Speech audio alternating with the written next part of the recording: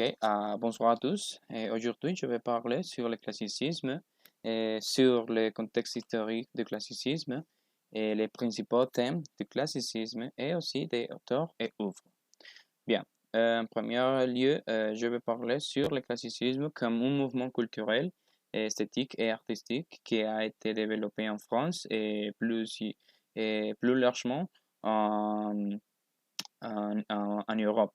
Et pendant le XVIIe siècle et le XVIIIe siècle, en une période de 1700, 1760 à 1725. Et donc, le classicisme est défini comme un mouvement qui cherche la perfection à travers l'idéal de l'honnête homme. Oui.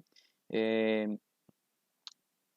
ça veut dire qu'il cherche la perfection dans tous les contextes de l'homme, par exemple les belles arts, la musique, l'architecture, les- la philosophie, etc. Et dans ce moment, la perfection de la littérature française.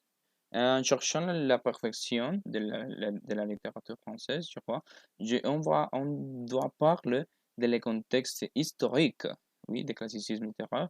Le premier, c'est la création de l'Académie française en 1734 par le cardinal Richelieu, qui a été le premier ministre de Louis XIII. Et, hum, oui,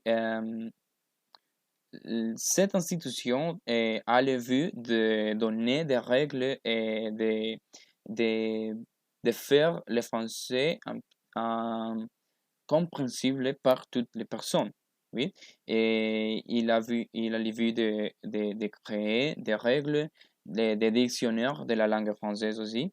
Et oui, et de l'Académie française. En l'Académie française, est composé de écrivains, historiens, professeurs et autres hommes de lettres. Oui. Le deuxième, c'est la période de le règne de Louis XIV, et que Louis XIV peut être considéré comme le promoteur du classicisme pendant le XVIIe siècle, et, parce qu'il a le but de donner une importance à la, à la, à l'homme en tous ces contextes, et en charge de la perfection de l'homme, par exemple, comme j'avais dit, la perfection de les arts, de la littérature, etc. Oui. Et il a commencé son règne en 1761 avec la création du château de Versailles en le même an, en 1760. Oui. Ok. Quand on parle de les principaux thèmes du classicisme, le classicisme recherche de la symétrie, de l'harmonie, de la raison aussi bien dans la création artistique que de l'utilisation de la langue française. Volonté de vraisemblance, volonté de la vérité, volonté de convaincre les lecteurs ou convaincre le public. Création de règles régissant la langue française et de la littérature. Séparation de différents genres, oui, oui, genres littéraires. Développement de l'idéal de l'honnête homme, comme j'avais dit. La imitation des artistes et auteurs antiques, comme par exemple Platon et aussi Sophocle. Oui.